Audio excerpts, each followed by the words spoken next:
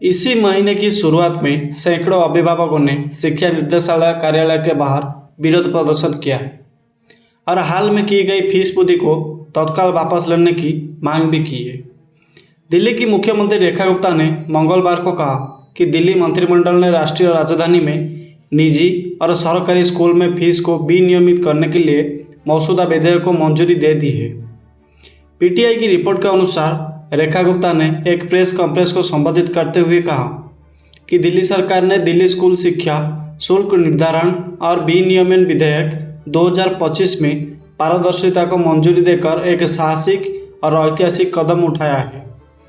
उन्होंने ये भी कहा कि ये कार्रवाई इसीलिए की गई है क्योंकि अभिभावकों में घबराहट थी और फीस वृद्धि के नाम पर छात्रों को कथित तौर पर उत्पीड़ित किया जा रहा था। पीटीआई ने रेखा गुप्ता के हवाले से कहा, दिल्ली की पिछली सरकारों ने फीस वृद्धि को रोकने के लिए कोई प्रावधान नहीं किया था। निजी स्कूल द्वारा फीस वृद्धि को रोकने में सरकार की मदद करने के लिए कोई दिशा निर्देश नहीं था।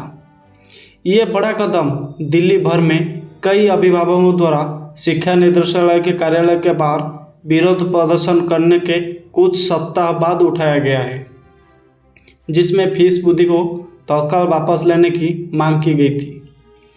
विरोध प्रदर्शन के बाद 16 अप्रैल को शिक्षा निदेशालय ने घोषणा की है कि उसने गैर सहायता प्राप्त निजी स्कूल के खिलाफ कार्रवाई शुरू की है जो अवैध रूप से फीस वृद्धि करते पाए गए हैं, जिसमें स्कूल प्रबंधन की मान्यता रद्द करने और संभावित अधिग्रहण की कार्यवाही भी शामिल है।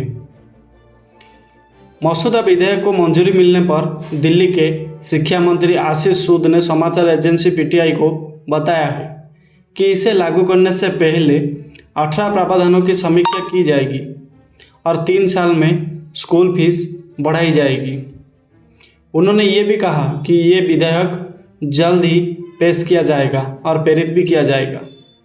अभिभावक, शिक्षक और प्रबंधन फीस को नियंत्रित करेंगे। हम 18 प्रबंधन पर इसकी समीक्षा करेंगे और इसे लागू करेंगे। फीस में 3 साल में बढ़ोतरी की जाएगी। इसका उल्लंघन करने वाले स्कूल को अपने नियंत्रण में ले लिया जाएगा। उन्होंने ये भी कहा कि विधेयक में फीस वृद्धि को विनियमित करने के लिए त्रिस्तरीय समितियों के गठन का प्रस्ताव है। राष्ट्रीय राजधानी में अभिभावकों को और छात्रों के विरोध प्रदर्शन और बढ़ती शिकायतों के बाद दिल्ली सरकार ने उन स्कूलों के खिलाफ कार्रवाई शुरू की है जिन पर अवैध रूप से मनमाने और अत्यधिक शुल्क वृद्धि करने का आरोप था।